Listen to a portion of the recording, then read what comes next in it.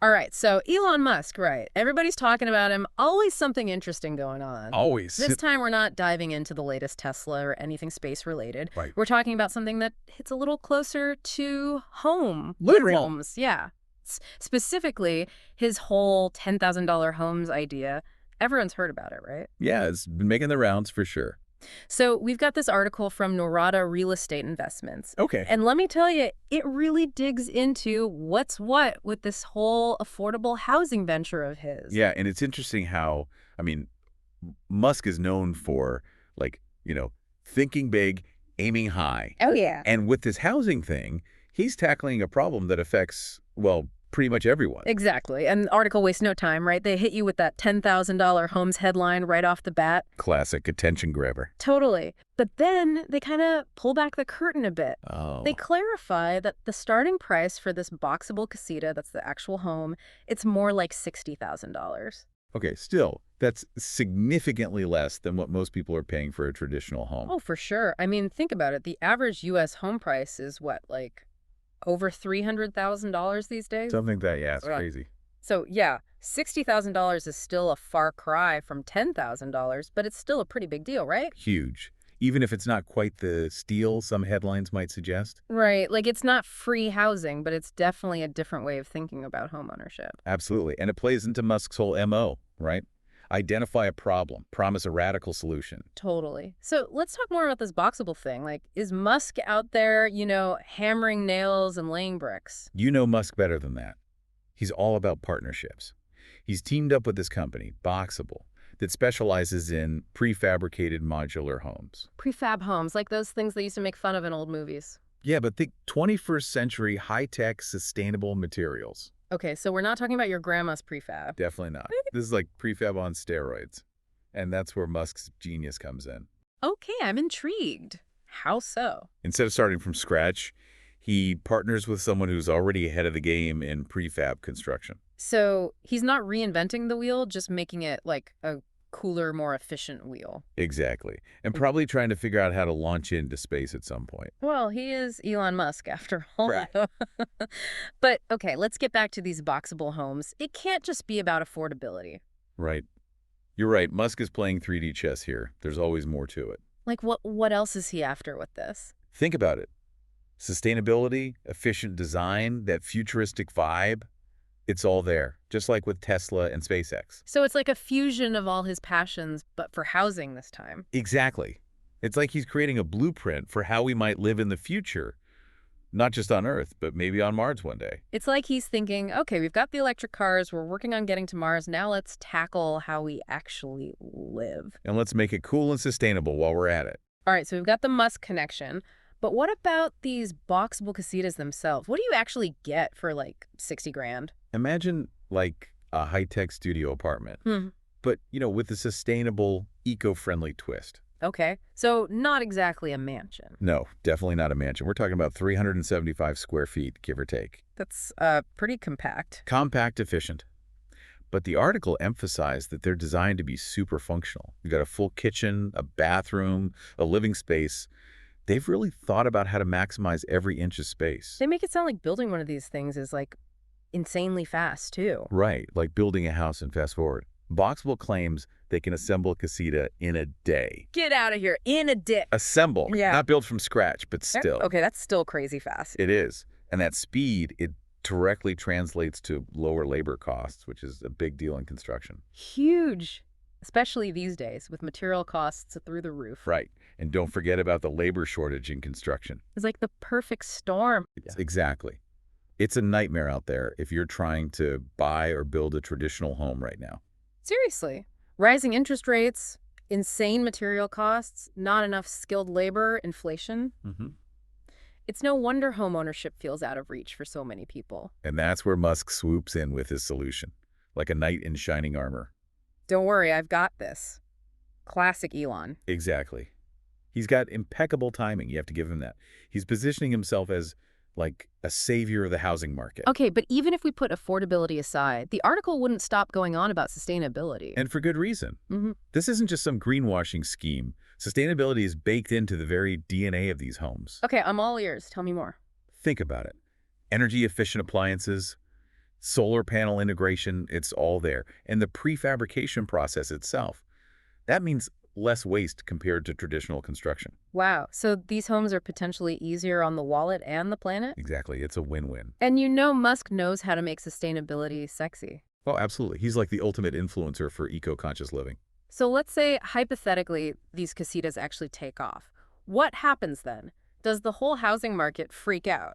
It's definitely a possibility. Yeah. I mean, imagine you're a traditional home builder, and suddenly Elon Musk is out there offering a cheaper, faster, more sustainable option. Talk about a wake-up call. Right? They'd have to either adapt or risk being left behind. They'd have to find ways to lower their prices, innovate their processes, become more sustainable. It's like he's turning up the heat on the whole industry. Exactly.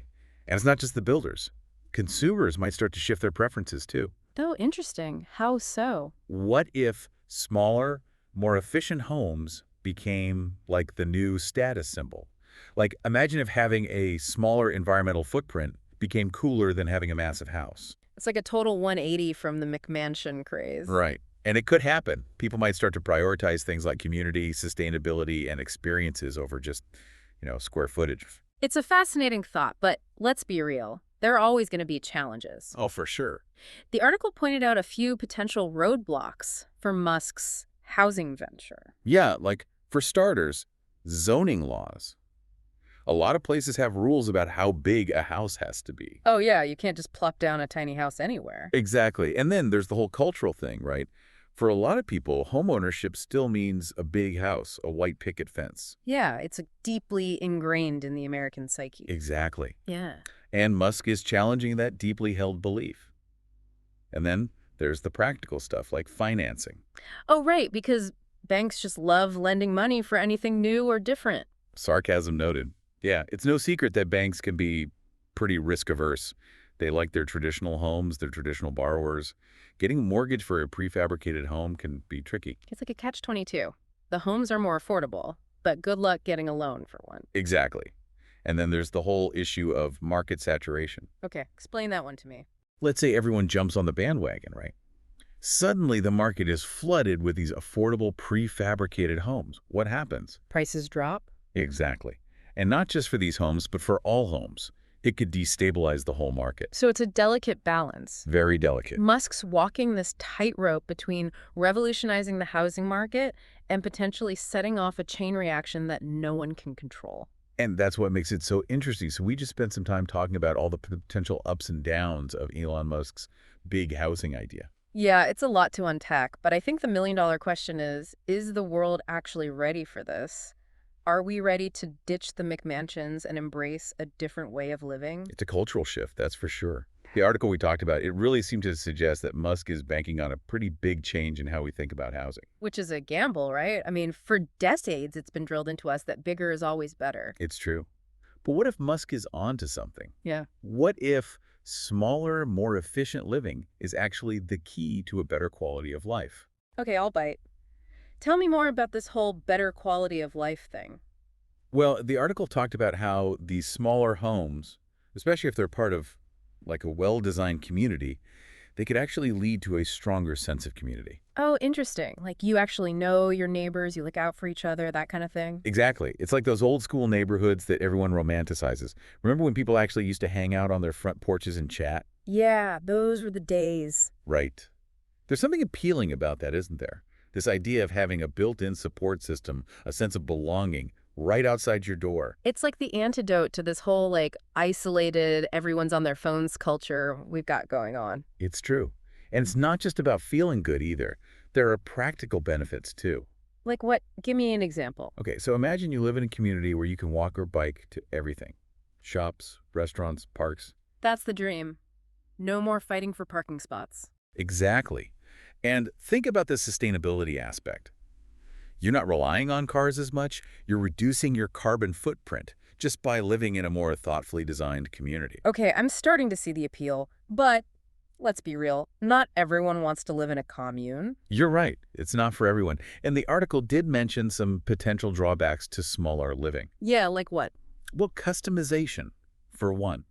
These prefabricated homes, they're designed to be efficient, functional, Right. but they might not offer a ton of room for personalization. You're kind of stuck with the layout, the design that they give you. So you're trading space and customization for affordability and sustainability. Exactly. It's a give and take. And maybe that's okay. I mean, it makes you really think about what's truly important in a home, right? Is it having a guest room you use twice a year? Or is it being able to afford to actually live comfortably and sustainably? Right. And that's what's so interesting about this whole thing. Musk is forcing us to confront these questions, to rethink our priorities. It's like he's holding up a mirror to society and saying, okay, time for a gut check. What do you really value? Exactly. But let's not forget, there are practical hurdles too. Oh, right. Like what?